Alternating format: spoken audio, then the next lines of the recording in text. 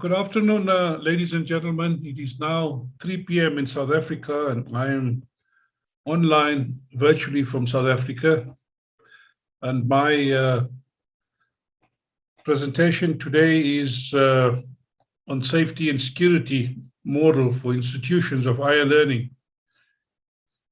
more specifically outlining the South African context. I will briefly touch on the understanding the need for safety and security at institutions of higher learning, and then go on to safety and security management model to secure institutions of higher learning. And I will talk about a few recommendations and then conclude.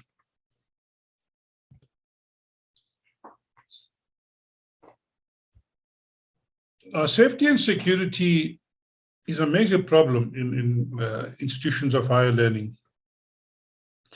This particular presentation is aimed at designing a model suitable for the protection of institutions of higher learning, campuses, and their assets, so that in-house security officers and all stakeholders can work together to change and professionalize safety and security at higher learning institutions.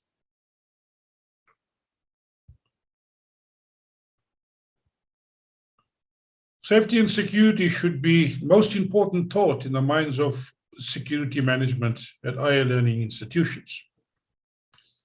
Protecting the well-being of employees, students, and visitors, and being proactive will help reduce risk and exposure for the institution itself. Higher learning institutions are now dealing with a greater variety of safety and security incidents, including occupational health and safety issues, such as the COVID-19 pandemic, which the world is experiencing at this point in time.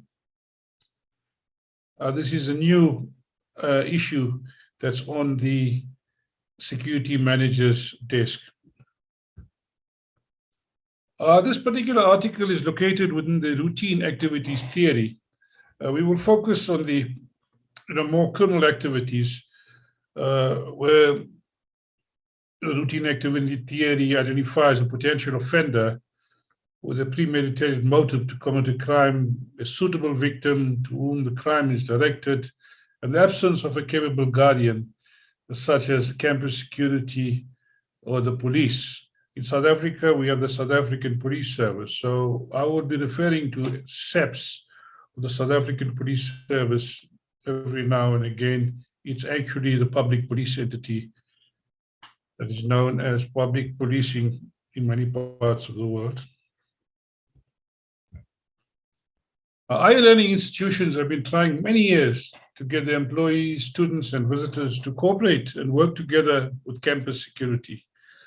With very little success. None of the methods have proven to be effective because of human behavior, fear of being victimized, cumbersome communication process, and a perceived lack of anonymity. Safety and security at higher learning institutions, continuous process. It requires detailed analysis and planning. This will depend on the geographic location of the higher learning institution, the social and economic pressures experienced by students and personnel, and the surrounding environment cannot be ignored when designing and developing a plan to protect the personnel, students, and bona fide visitors. The findings of a study at Loughborough University in the United Kingdom shows that management of security services at higher learning institutions should adopt a strategic approach to security as part of its responsibility to manage all identified risks in obtaining value for money from limited resources. Now, my model that I have been looking at, in terms of literature study and my own experience as an academic at a mega university in South Africa, was a safety and security management model that would encompass coordination of incidents and emergency response plans, public relations, and risk analysis. A coordination of incidents and emergency response plans. A coordination of incidents and emergency response planning between the local police campus security is challenging, but essential for preventing and responding to incidents and emergencies on campus. There should be a memorandum of understanding to start off in terms of the model, offering suggestions to improve coordination of incidents and emergencies. The police should designate a campus liaison officer to act as a primary point of contact.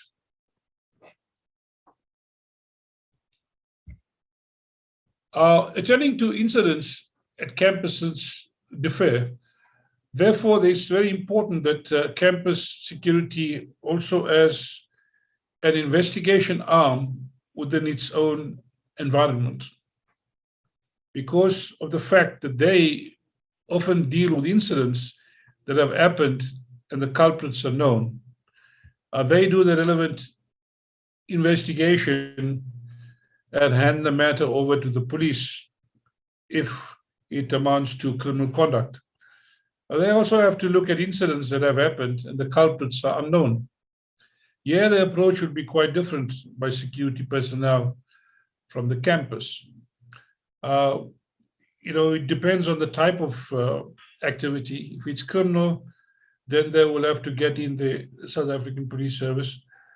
And if information comes from a reliable source of a likely incident taking place at the campus that is bound to negatively affect the assets of the campus, then of course there has to be contact with the police and immediate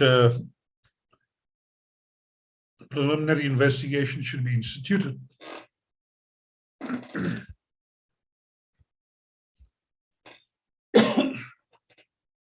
The objective of emergency planning is to reduce the possible consequences of the emergency by preventing fatalities and injuries to people, reducing damage to buildings, stock and equipment, as well as accelerating the resumption of normal operations.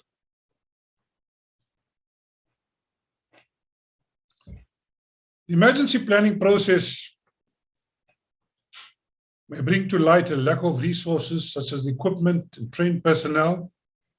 The lack of an emergency plan could lead to severe losses and casualties in the event of an emergency, and possibly the financial collapse of the organization or the entity or the institution. An emergency plan should specify procedures for handling such sudden situations. Campus security head should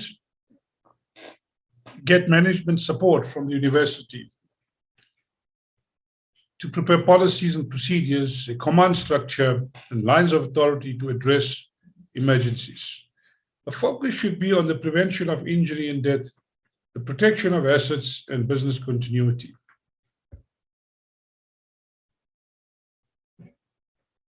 The second aspect is public relations. A culture of not reporting campus crime incidents is a common phenomenon at higher learning institutions. If crime statistics are made known at campuses, the entire higher learning institution community will become proactively involved in crime prevention.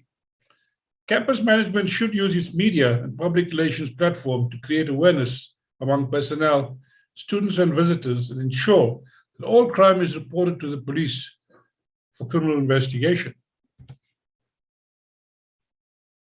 Many campuses have missed the opportunity because they're not aware of social media trends. In today's world, social media is one of the areas from which enormous amounts of data can be gathered when it comes to crime intelligence. All campuses should have a social media monitoring and management system in place to keep an electronic ear to the ground. This enables entities to become more proactive and will potentially even prevent unpleasant experiences. The next aspect on the model is risk analysis. Security risk analysis should be conducted regularly. Protests, crime, natural disasters, viruses such as the coronavirus pandemic are some of the major security risks at higher learning institutions. Some higher learning institutions are using a scientific security risk analysis model in terms of ISO 31000 to assess security risks. It helps them to identify vulnerable areas to be reinforced with security measures such as camera surveillance to mitigate risks. The risk analysis should be done by defining the potential for serious crimes, loss of assets, business continuity needs in the event of natural and man-made disasters, profiles of students and personnel and daily movement on campus, and the prevention of unauthorized access to high-risk areas. Higher learning institutions have a legal duty to make the workplace a safe working environment for its employees, students, and visitors. It is the employer's responsibility to regularly conduct a workplace risk analysis and put in place measures to make the workplace as safe as is reasonably practicable by minimizing risks. A security risk analysis plan should incorporate strategies to reduce both the cost of risk management relative to identified threats and to assign the most appropriate risk treatment to each identified risk. A key element of the design of the security risk analysis process involves the application of treatments that is to deter the perpetrator, deny the perpetrator entry, delay the entry, or detect an entry which is unlawful and respond with regard to the potential attack. Prevention is the most effective form of mitigation of risks. Stopping an incident before it can take place is always better for all parties involved than responding after the fact. The most effective way to prevent incidents of all kinds that threaten the personal safety and well-being of everyone is for safety and security officials to receive intelligence of a potential problem and act before the situation can develop. A recommendation, according to my article, an effective campus security model will not only help to prevent crime, but they also contribute to a positive image of the higher learning institution by creating a safe and secure environment for employees, students, and visitors. The Security Emergency Response Plan at higher learning institutions services should operate together with the support of the police and all other stakeholders. There should be a collaborative effort. Management of higher learning institutions, defining management responsibility for security, introducing service standards for internal and external providers. It should be part of this process. Providing continuous personnel training and also supporting the collection and disseminating of information and intelligence to inform decision-making. In conclusion, the presentation requires a team approach, and a team approach is proposed between security and the police or the safety and security of higher learning institutions. For collaboration to happen, there has to be commitment and preparedness to trust each other, the information and intelligence. Collaboration will need the full support of the higher learning institution. That's my presentation. Thank you very much.